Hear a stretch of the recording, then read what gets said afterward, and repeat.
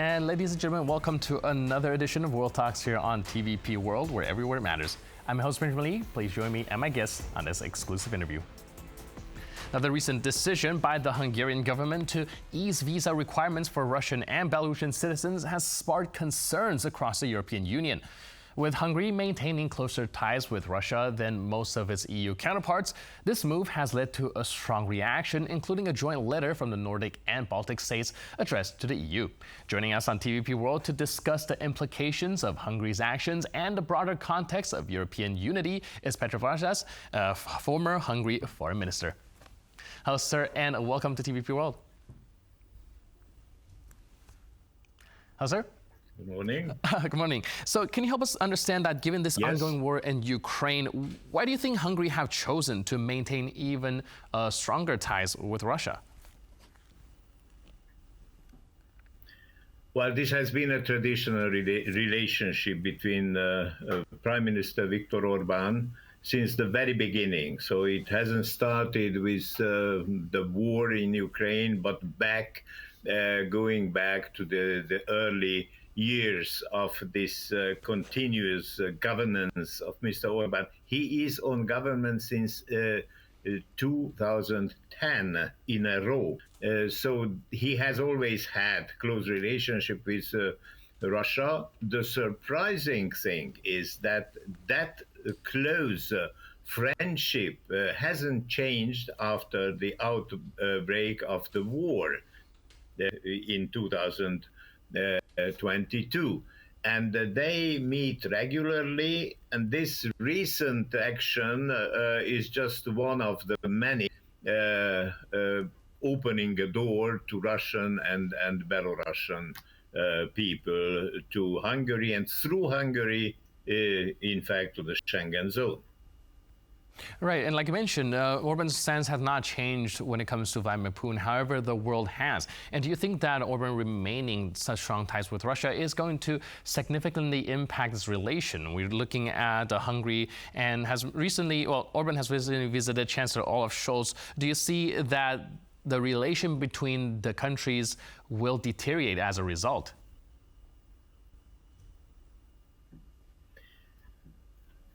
Well, what now happened is the extension of the so-called national card entry to Hungary, among others to Russian citizens. This national card is a special kind of visa, permitting, on the one hand, working in Hungary, and also bringing the family of those getting that card. Nothing, no reasonable argument supports that action, because Hungary doesn't need Russian and Belarusian workforce in the country. The government needs workforce and is bringing tens of thousands of people from countries for the new car battery factories, because they haven't got the Hungarian workforce for doing this job, but this Russian opening is without any reasonable background. And as you have said in your introduction, this is opening a door, a direct access to the whole Schengen zone. And that's why several ministers signed a joint letter, Nordic and Baltic countries first of all, protesting against this action, and it would be quite reasonable to call a Schengen Council and to discuss the issue in that framework. Right, like I mentioned, there's probably very little pros when it comes to allowing that vast amount of Russian Belarusian personnel into the country, but the cons will be a very big security risk. Do you think the Schengen Council, if called upon a meeting, will be able to make any sort of decision that would block Hungary from doing so, or at least close off its borders when it comes to Hungary? Well, it depends on the Schengen regulations. I think this is the appropriate framework, the Schengen Council, to investigate the issue. At the same time, the Hungarian government, Mr. Orban, pretends that there is the necessary control on everybody entering Hungary and through Hungary the Schengen zone, well, it should be checked by experts of the Schengen system. All right, and when it comes to entering, well, the Schengen zone, European countries, Hungary, of course, one of the major concern is probably spies, espionage. But on the other hand, are there pros to it when it comes to like political opponents, dissidents, when it comes to Russia, Belarus? In other words, do we also open the door for people that are against Russia to have a foothold here in Europe? Of course, well, this is an open door, and all the threats are real, which are well perceived by any Schengen zone country, because if somebody enters one of the Schengen countries, enters our zone, and there are very few border controls. I have to add that Austria has introduced some kind of an internal control on the Austro-Hungarian border in order to counterbalance that flexibility of Mr. Orban towards third countries.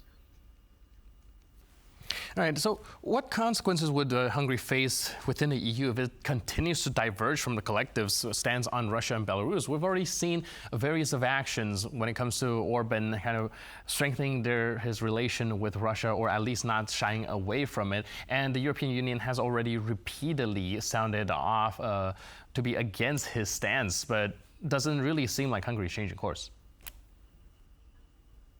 Well, I think these are provocative actions on behalf of Prime Minister Orban on purpose, because as you may know, Hungary is now holding the rotating presidency of the EU Council in the second half of this year.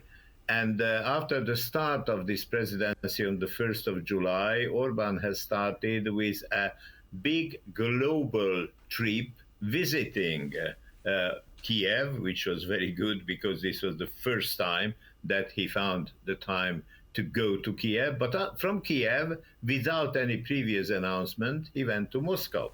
And then from Moscow to Azerbaijan to attend the Turkey, from Azerbaijan to China.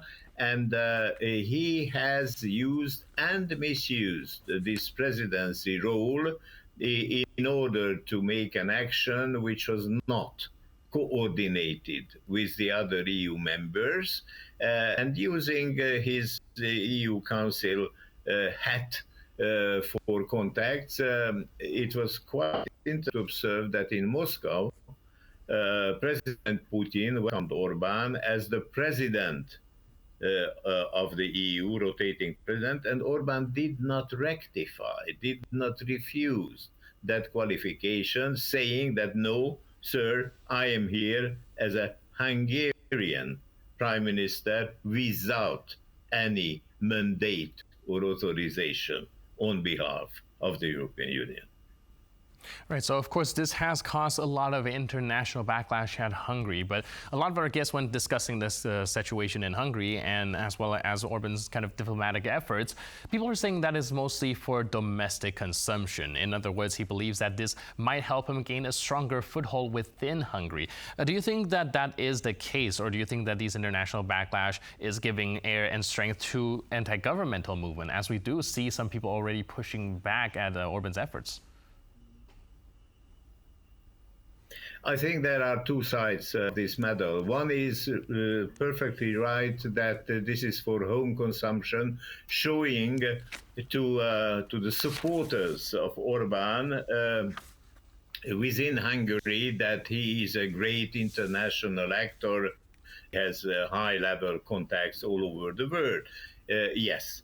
But there is another face of the same thing. Orban is working hard, uniting the extreme right populist political forces in Europe and in the world.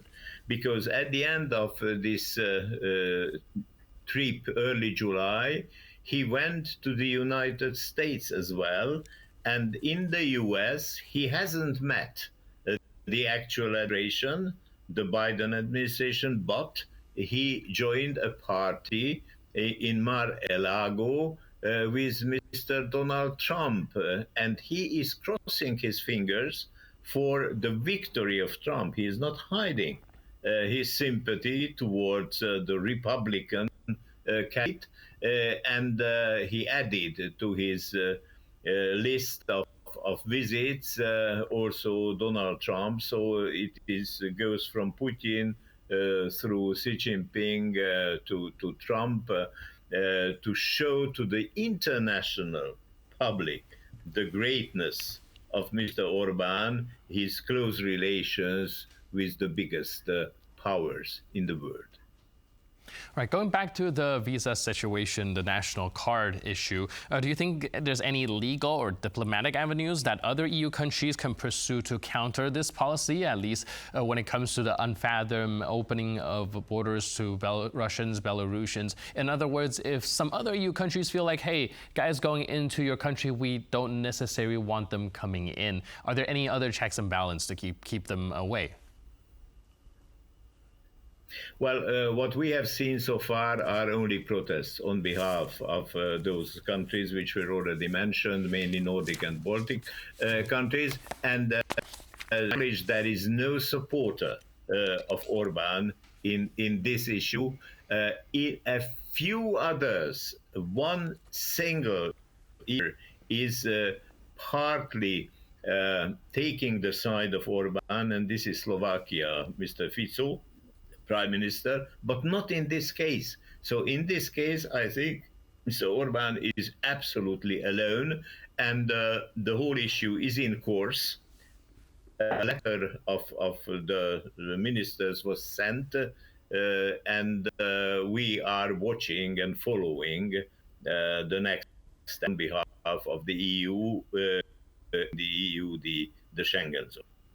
And do you think this has the potential to erode the unity and collective security of the Eurozone, seeing that one country makes a decision that might impact all the other countries, even on important things such as security? Do you think this might make EU take a step back when it comes to thinking about expanding or adding other members into the state?